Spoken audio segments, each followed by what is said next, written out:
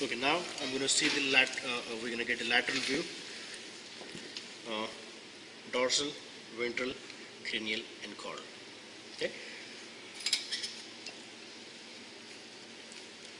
The muscles which are still attached to the spine, that is your trapezius, cervical portion, trapezius, thoracic portion.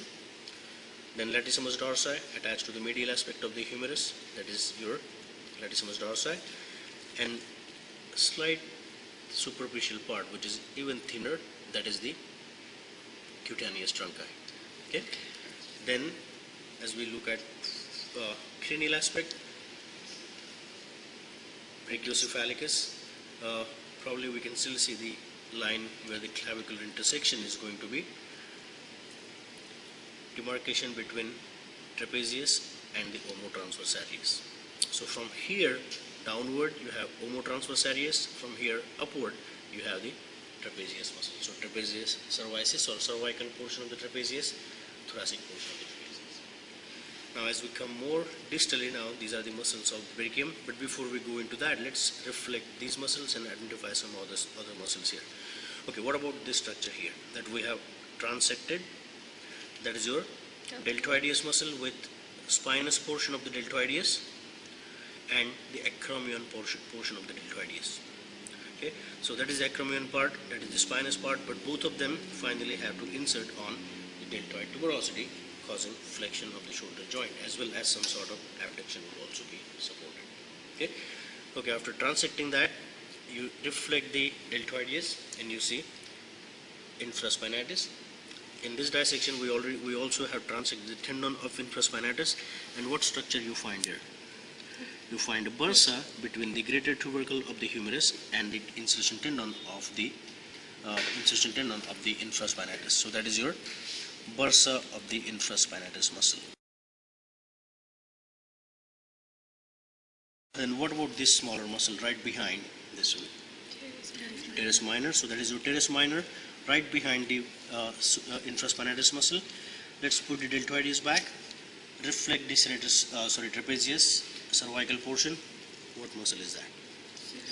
That is your supraspinatus. Inserting on the greater tubercle. Okay, one of the major extensor of the shoulder joint, along with other extensors. Okay, let's now go to the medial aspect. Look at the muscles of the shoulder, and then we'll come to the brachium. Okay, so I'm turning it on now on the medial side. Now the orientation would change a little bit. This will become cranial, this one becomes caudal, dorsal, and ventral. Okay, so we have cranially, or this is dorsal border, cranial border of the scapula, dorsal border of the scapula, caudal border of the scapula.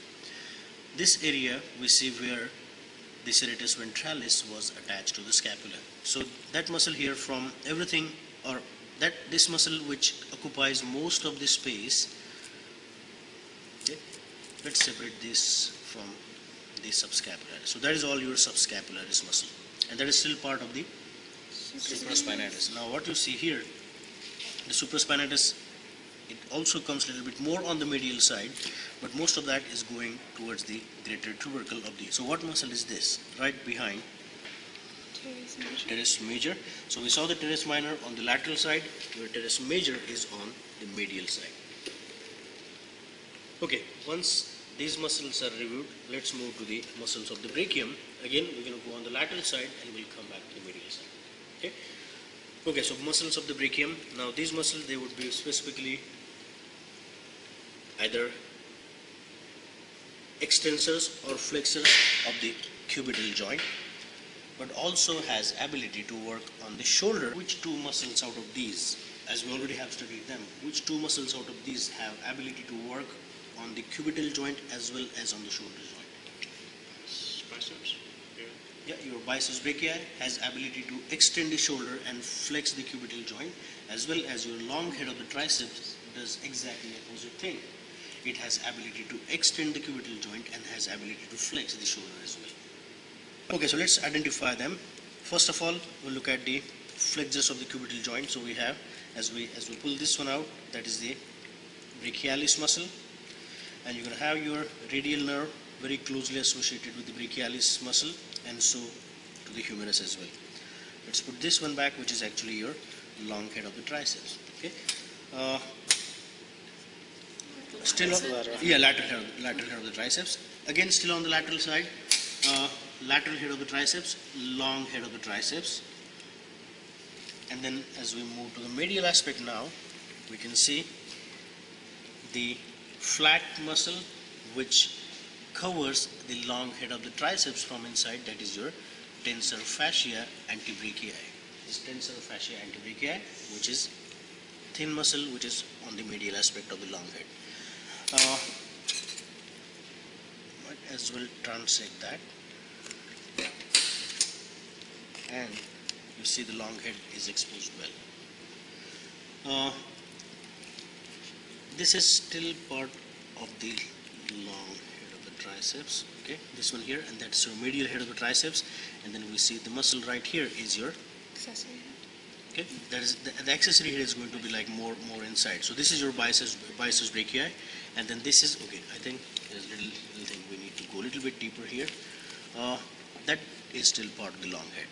See, it is still coming from the caudal border of the scapula. Everything here is coming from the caudal border of the scapula, and this is your medial head, and that is your biceps brachii.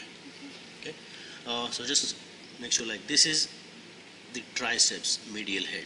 This is the triceps long head, and that is the biceps brachii. So as we're looking at the medial view now, this is cranial, this is caudal, olecranon tuberosity, as well as olecranon process. All the heads of the triceps are supposed to attach to the olecranon tuberosity. Okay, and that's how they are extensors of the cubital joint or elbow joint. Okay, so medial side, on the caudal surface you see long head of the triceps, medial head of the triceps, and biceps brachii muscle. If I pull the medial head a little bit more, I can see the one in between, which I can see from this side as well as from the other side. That's going to be your accessory head of the triceps. Okay, but similarly that will also end on the olecranon process. So though it is called tricep, it has four heads. Biceps brachii that you have transected, we are going to trace this tendon of the triceps, biceps brachii a little bit backward, and we can then see the structure which stabilizes the tendon of biceps brachii in the intertubercular groove. Okay, so the ligament right here, that is your transverse humeral ligament or transverse humeral retinaculum. I have the probe right under the transverse humeral retinaculum. Okay, you can either call it transverse humeral retinaculum or you can call it transverse humeral ligament. Okay, the important function of the ligament is to stabilize or to keep the tendon of biceps brachii in the intertubercular groove. So the bursa located there is either called intertubercular bursa, or it is also called bicipital bursa because it is associated with the tendon of biceps brachii, and so the groove which is present there in the bone can also be called bicipital groove. Okay, so you can either use two names for the groove as well as for the bursa. For the groove you can either call it intertubercular groove or bicipital groove, or for the bursa you can use either intertubercular bursa or bicipital bursa. Okay, then let's move to the lateral side again. So we have lateral head of the triceps. We already have transected, we reflect that one, and we see the accessory head very clearly. Okay, so that is going to be your accessory head of the triceps. If I transect that one and I can go on the medial side, I can see the medial head again. Okay, but as we already have visualized that from the other side, we're not going to do that. Okay, this is your long head again, long head of the triceps. We can see that's clearly coming from the caudal border of the scapula, and that's why ability to flex in the shoulder joint. One more muscle, anconeus, coming from the caudal aspect of the humerus, inserting on the olecranon tuberosity or on the olecranon process, causing extension of the cubital joint. Okay, so this is also one of the extensors of the cubital joint. Okay, again this one is your brachialis. Usually on the lateral side, under the lateral head of the triceps, you have the brachialis. On the medial side, close to the medial head of the triceps, you have biceps brachii. Okay, can you still identify what muscles are those? this one and these two. Superficial pectoral. Yeah, these are superficial pectoral, descending, transverse, and that is your brachiocephalicus. So what you see here, the brachiocephalicus and both of the superficial pectoral heads, these are attached to the humerus between the brachialis and the biceps brachii. Okay, so you can really see, as long as those are in place, you can see those muscles on both sides of the muscle, both sides of the superficial pectoral muscle and the biceps brachiocephalicus muscle. The deep pectoral, it basically goes more towards the greater tubercle on this side, okay? But also has some aponeurotic attachment on the cranial edge of the humerus or on the cranial surface of the humerus. Okay, now let's move to the antebrachium, shoulder brachium or shoulder arm, antebrachium, ANTE, or forearm. Okay, so let's look at the muscles of the forearm, which are basically classified or basically grouped into either extensors of the carpus and digit or flexors of the carpus and digit. Okay, so what do you see here? Okay, let's start from the extensors. Extensor carpi radialis. Right beside the extensor carpi radialis, we have the abductor pollicis longus, which is going to the digit number 1 to move the digit number 1 or to move the digit number 1 away from the median plane of the forelimb, and that's why that action is called abduction. That's why the muscle is called abductor. Then we have this one here is common digital extensor. We can trace the tendon as it has been stabilized by the extensor retinaculum here. The probe is now running under the extensor retinaculum, and then the tendon is divided into 4 subdivisions. And so all the tendons that we see here, I think we probably identify one of those, either hind limb or forelimb in the lab exam. Okay, so that is your tendon of the common digital extensor.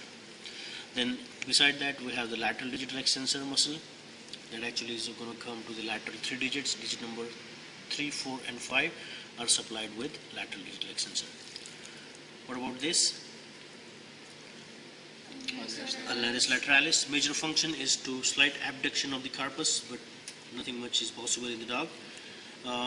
As we come backward now, we are now looking at the muscles which are flexors of the digit and carpus. Okay, so all of them are innervated by the radial nerve, while all of them are innervated by either median or ulnar nerve. Okay, so let's identify those one quickly. Now, what view is this? What view is this to the camera? That's your proximal distal, and we're looking at it from the caudal aspect. Okay, and this one would become caudomedial, and so all these muscles are located on the caudomedial aspect of the antebrachium, and all of them are either flexors of the carpus or they are flexors of both carpus and the digit. Okay, can you give me an example of one, or give me one muscle which is only flexor of the carpus, which has nothing to do with the digit? Flexor carpi radialis. Okay, flexor carpi radialis is one of the muscle. Okay, then we have the flexor carpi ulnaris is also another muscle which does not have anything to do with the digit, but your deep digital flexor and superficial digital flexor, they would be then able to work on both of them. Okay, so let's identify those. Superficial part as well as deeper part. Both of these parts are flexor carpi ulnaris muscle. I'm pointing out both of them, superficial or like ulnar head, humeral head. Ulnar head and the humeral head. Both of them are flexor carpi ulnaris. As we move a little bit more medial, we have a very superficial muscle, that is your superficial digital flexor. Now, according to our lab manual, we transected those because we wanted to go, or we wanted to see the muscles which are located deep. But before that, let's look at one more flexor muscle here, which is readily visible. That is your flexor carpi radialis. Then, after looking at the flexor carpi radialis, you can still look at some other muscles there. Okay, these are the heads of the DDF, so we're going to come back to them later. What about this one here? That is your pronator teres.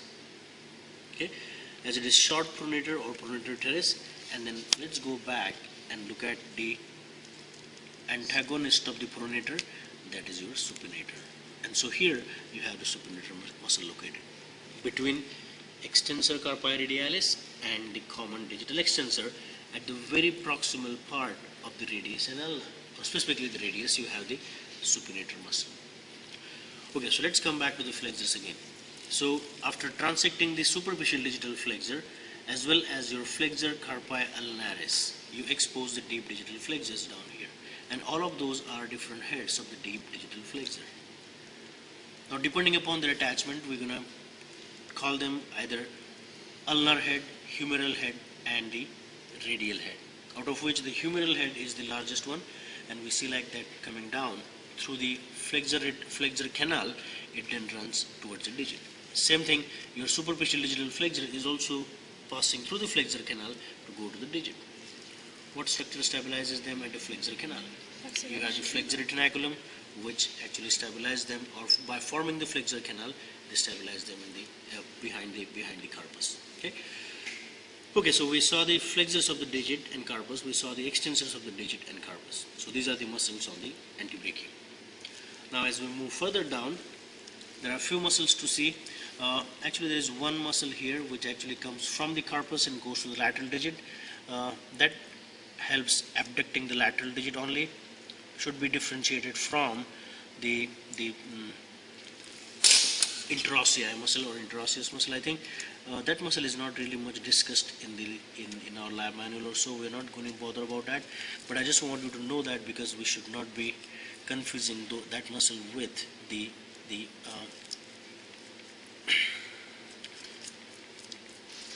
you see that tendon there, where the muscle is arising from the carpus or from the accessory carpal bone. But here, this one, and all of them, they are the interosseous or interosseous muscles. Okay.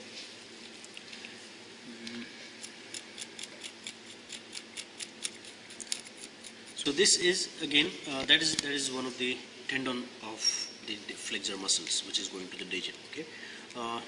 Superficially, that's going to be superficial digital flexor. As it moves deeper, then that's going to be your deep digital flexor. I think we already have transected those one as we went all the way down to the digit. We can see some of them. The annular ligaments, we observe them,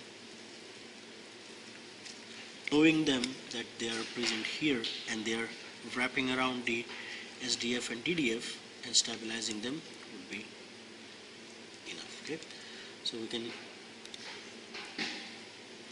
Here I tried going underneath that, and the probe is right under the proximal digital annular ligament.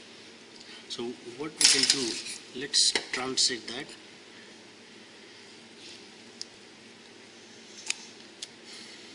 Okay, you heard that like little cracks. So, yeah, is because we have cut through the tendon or through that ligament, and see that is the proximal digital annular ligament, or the place for that. And then after transecting that tendon, I can pull up the digital flexors so easily. Okay. So these are the digital flexors. Again, those are going to be stabilized by another retinaculum down there. That is the distal, another annular ligament down there. That is your distal digital annular ligament. Okay, and that's why like many times it comes up like you have the proximal digital annular ligament, distal digital annular ligament, which is not as well formed as this one, because it has to stabilize two of them, while this one has to stabilize only one, which is a deep digital flexor. Okay, and where your deep digital flexor is attached, it is attached to the distal phalanx. Okay, but actually distal phalanx really it's located right here, so it has to come all the way down and insert somewhere here, and that's why it is quite easy for you when you do like amputation of the distal phalanx in order to declaw. You can do it like with that guillotine method, which is not really like the best, but still we will perform that one. So you can really cut that one, which include like the entire distal phalanx.